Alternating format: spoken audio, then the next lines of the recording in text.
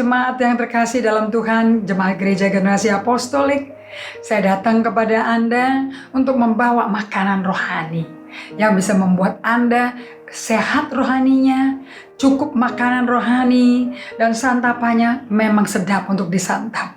Untuk itu, kita tidak bisa melakukan kepada Anda kalau saya tidak melakukan ibadah harian. Nah, kita semua belajar setelah Yesus bangkit dari mati dari Lukas 24, our main scripture, di mana Yesus menunjukkan kepada kita semua bahwa untuk mengenal Yesus secara pribadi setelah dia bangkit dari mati, di mana kehadirannya, yang kemuliaannya yang membuat dia Allah itu hadir di tengah-tengah umatnya.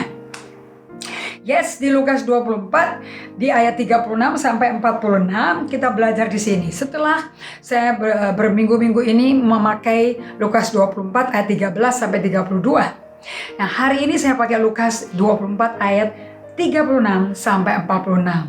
Nah, dari Petrus, Kefas dan temannya kita belajar.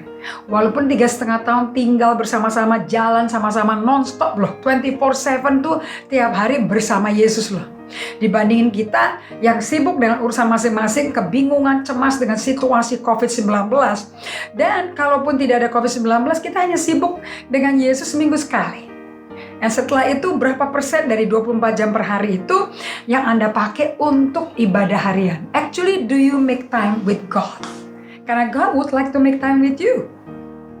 Apalagi kita disebut umat Tuhan dan hamba Tuhan. Right? Oke, di ayat 36, sekarang Yesus menampakkan diri ke semua muridnya.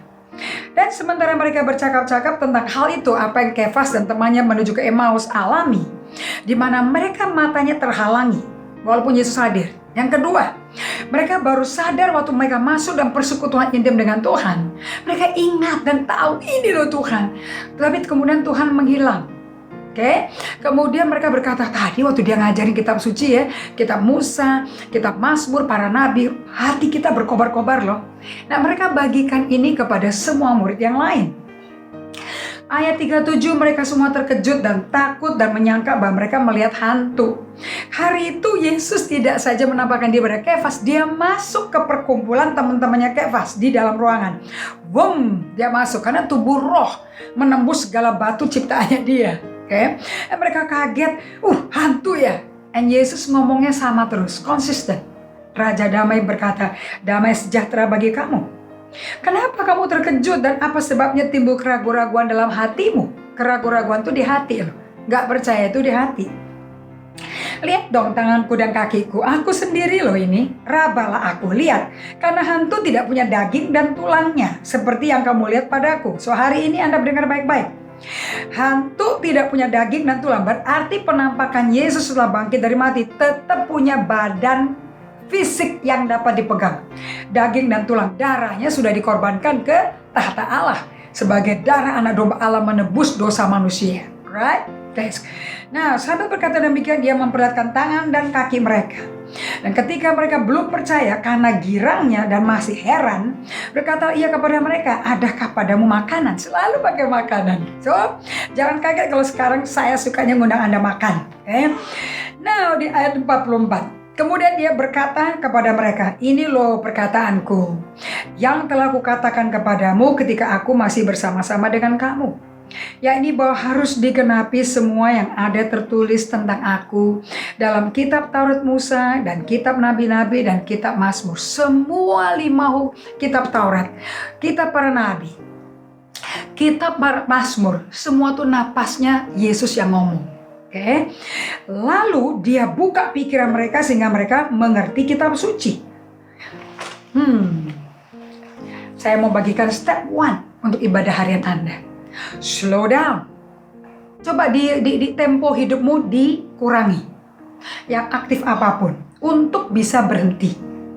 Berhenti sejenak aja kok. Tuhan gak minta 5 jam. Gak ada tuh doa 5 jam, gak perlu gitu ya.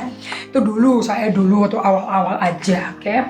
Sekarang sambil bertumbuh gak ada lagi. 5 jam kau makan apa? Masa mau puasa tiap hari? Kerjaan bagaimana? Kan gak masuk akal. Anak ngompol terus dibiarin. Gak mungkin lah ya. Nah, ini merupakan yang inti dari ibadah harian.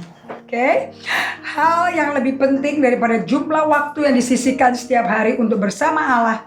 Waktunya juga nggak keburu-buru kok, nggak perlu tergesa-gesa, mesti nggak perlu. Terus bahasa rohnya kayak mau Pak Tuhan biar hadir gitu loh, nggak perlu. Nanti tali suara habis kayak saya. Jangan, tenang, teduh. Oke, ini hanya Tuhan mau berada bersama Anda. Dan ini Anda mesti disiplin demi Anda kenal Tuhan. Karena kalau nggak kan lucu, udah khotbah tapi nggak kenal Tuhan, kayak Ayub gitu loh, Ayub tuh nggak kenal Tuhan loh, sekalipun dia saleh loh. Dan itu penderitaannya membawa dia kepada martabat yang dipermuliakan, a dignified suffering. Dan aku berdoa kita semua perlu ngalami kayak Ayub, ada sih sedikit-sedikit, tapi jangan sekaligus lah, mungkin kita nggak kuat mentalnya. But tantangan utama dari kita semua untuk memulai hidup ibadah harian adalah ini. Untuk berhenti sejenak di tengah-tengah kesibukan kita dan percaya bahwa Allah masih bertahta atas hidupmu dan situasi rumah tangga kita dan situasi dunia saat ini.